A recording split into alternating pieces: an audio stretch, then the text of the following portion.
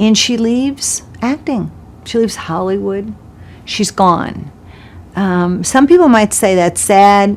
Others might say, well, she saved her own life. Kristy McNichol was once one of the most loved stars in Hollywood. She began acting at a young age, quickly gaining fame for her natural talent, warm smile, and unforgettable performances. By her 20s, she had already won 2 Emmy Awards and starred in hit shows and movies that made her a household name. But just when it seemed like her career would last forever, Kristy suddenly disappeared from the spotlight. Fans were shocked. There was no warning, no public explanation, only silence. For years, people wondered why someone so successful would walk away at the peak of her career. Now, at 62, Kristy is finally ready to share her truth about why she left Hollywood. But before we begin, if you're a fan of Kristy McNichol, then don't forget to subscribe to our channel. As a child, Kristy McNichol didn't enter Hollywood through fame or fortune. She slipped in through the back door, thanks to her mother's patchwork of odd jobs. Her mom, Marilyn, wasn't chasing red carpets. She was just trying to pay the bills. From working as a secretary to selling makeup, and even taking bit parts as a movie extra, she did whatever it took to keep food on the table. One day, while working a small role in the low-budget movie Bigfoot, Marilyn brought her kids, Kristy and her older brother Jimmy, along to the set. It wasn't a glamorous outing. She simply didn't have a sitter. Jimmy, obsessed with monsters and movie magic, loved every second of it. Kristy, however, was terrified. She stayed in the car the entire time, too anxious to even step onto the set. But even from the sidelines, fate took notice. A crew member caught sight of the kids and casually told their mom they'd be great for commercials. Just like that, a door opened. Soon, both Kristy and Jimmy were auditioning. What started as commercials quickly turned into sitcoms. Jimmy found work steadily, but Kristy had something special. She didn't just perform, she lit up the screen. By age 14, she landed the role of Buddy on the Emmy-winning series Family. That part didn't just launch her career, it defined her. Overnight, Kristy became a household name. But she wasn't your typical teen star. She had a gravity well beyond her years. Even off-screen, Kristy felt like she was living life backward. She wasn't the kid in the house. She was the one cleaning it. She once told her mother, "You're the child," to which her mom replied, "And you're the mother." It wasn't said in jest. It was their dynamic. While other kids were out riding bikes or sneaking candy, Kristy was tidying up, managing the house, and asking when her mom would be home. The lines between parent and child were blurred. When she began working on Family, she treated it not as a dream come true, but as a full-time job. "I was like a miniature adult," she later said. "I'd go off to work every day with a little briefcase." And it wasn't just an act. Kristy brought a deep maturity to Buddy's role, playing a teenager who asked the tough questions and challenged the world around her. The audience saw it, and they connected. While most kids her age were still figuring out who they were, Kristy was already being praised, judged, and scrutinized by millions. She didn't ease into adulthood. She skipped childhood entirely. And though the spotlight made her a star, it also cast long shadows. By the time Family wrapped in 1980, Kristy McNichol had already filmed nearly 100 episodes and was seen as one of TV's most composed young stars. But behind the scenes, she was barely 18 and emotionally drained. That same year, she took on the lead role in Little Darlings, a coming-of-age film that became iconic but added to her growing exhaustion. Kristy later admitted she never really said no to anything. Not because she didn't want to, but because she didn't know how. Her need to please, especially her mother, meant she was constantly working. "Before I could even say yes or no," she recalled, "I'd be on a plane to a new set." Work consumed her life, leaving little room to live it. Outwardly, she remained calm, professional, almost too perfect, but inside, something was shifting. After Little Darlings, Kristy began acting out in subtle ways: food fights, pranks, moments of rebellion, as if trying to reclaim a childhood she never had time for. "It was like I wanted to live my childhood under finally," she said. It was a bittersweet realization. While the world saw a polished young actress, Kristy was quietly mourning the youth she'd lost in the glare of the spotlight. Kristy McNichol's star soared in the late 70s thanks to her breakout role on Family, but her talents stretched far beyond television. She remained in the public eye not just through acting, but also through music, often alongside her older brother, Jimmy McNichol. In 1977, she shared the stage with Karen Carpenter during The Carpenters at Christmas, singing beside a legend whose own life was marked by quiet tragedy. The following year, Kristy and Jimmy released a self-titled pop album, filled with youthful charm and sibling harmony. Their cover of He's So Fine even cracked the Billboard Hot 100, peaking at number 70. They would collaborate with the Carpenters once more on A Christmas Portrait, blending a sense of family warmth with the glow of celebrity. Together, Kristy and Jimmy became one of the most recognizable teen duos of their era. Bright, talented, and seemingly unstoppable. But behind the glossy covers and television appearances, Kristy was quietly unraveling. The relentless pressure, demanding schedule, and constant need to meet expectations began to wear her down. Fame, which once felt exciting, became exhausting. Eventually, it all caught up with her in the form of a major emotional breakdown. In that difficult chapter, Jimmy didn't hesitate. He stepped in, not as a co-star, but as a protective big brother. He moved in with Kristy, offering calm, steady support when she needed it most. Their bond, forged in childhood and tested under the heat of fame, became her foundation. When everything else felt uncertain, Jimmy was her lifeline. By the time the 1980s rolled around, Kristy McNichol was no stranger to the spotlight. Having grown up in front of America's eyes, she had quickly gone from a precocious child star in Family to one of the most in-demand teen actors of her generation. Between 1977 and 1983, Kristy appeared in 8 films, a staggering workload for someone barely out of high school. Among them were standout performances in Little Darlings, The Night the Lights Went Out in Georgia, Only When I Laugh, and White Dog. Each film cemented her reputation as more than just a pretty face. She was a performer with real range, able to bring both warmth and emotional grit to every role.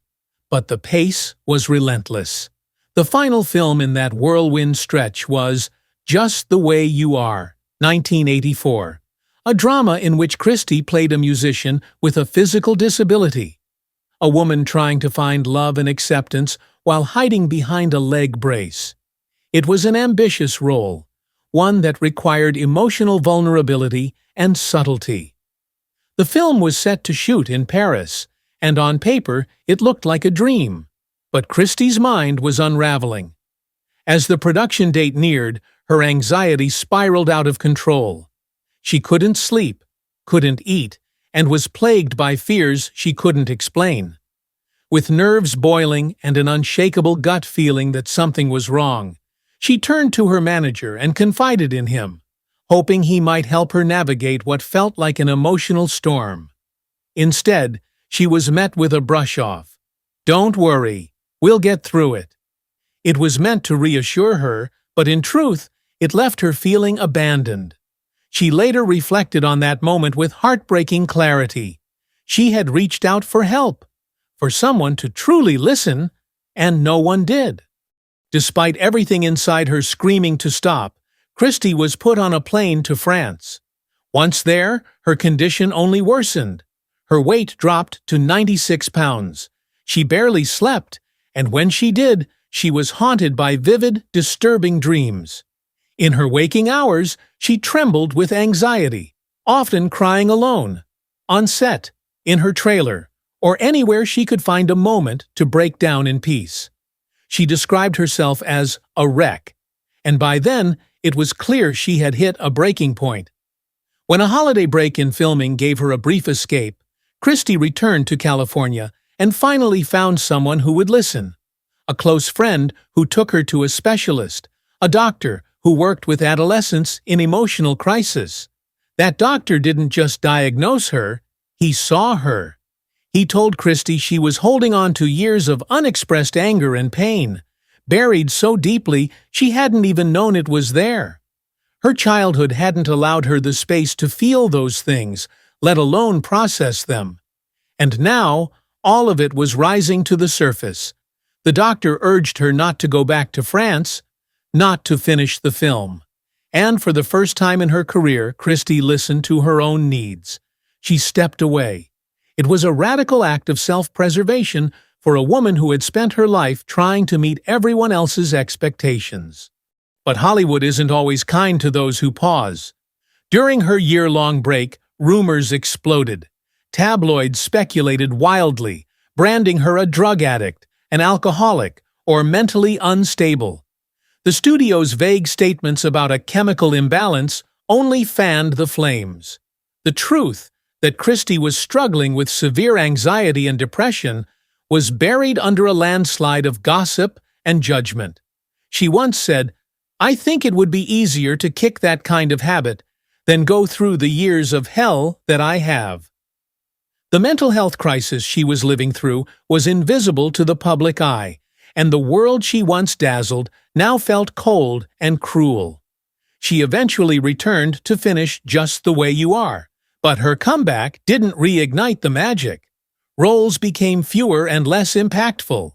Films like Love, Mary, and Dream Lover failed to capture the public's attention the way her earlier work had. And even when the projects had promise, like You Can't Hurry Love or Two Moon Junction, they often came and went without much notice. Then, in 1988, Kristy found stability again, at least on the surface, in the NBC sitcom Empty Nest, a spin-off of The Golden Girls. She played Barbara Weston, a police officer and one of the central characters in a warm ensemble cast. The show ran for 7 seasons, and Kristy appeared in over 100 episodes, quietly rebuilding a career that many thought had ended. But even during those years, she was still wrestling with internal battles. Eventually, she was diagnosed with bipolar disorder, a revelation that helped explain the chaos she had felt for so long, but also signaled that something had to give. In 1992, during the 5th season of Empty Nest, Kristy left the show, citing health reasons. Though she briefly returned before the series ended, it was clear her time in front of the camera was winding down. The industry that had once embraced her now felt suffocating. Fame had taken her childhood, then her peace of mind, and now, finally, she needed to choose herself. In 2001, Kristy made her retirement from acting official. She stepped away, not out of failure, but from the desire to reclaim her life. "I was on the big stage between ages 8 and 30, she later said. "I left show business for a variety of reasons, but a big one was my interest in learning what else there was in life." Since then, Kristy McNichol has lived a quieter, more private life, focusing on teaching, philanthropy, and finding healing on her terms. She came out publicly in 2012, sharing her truth to help others struggling with their identity or mental health, and has become a quiet advocate for self-acceptance.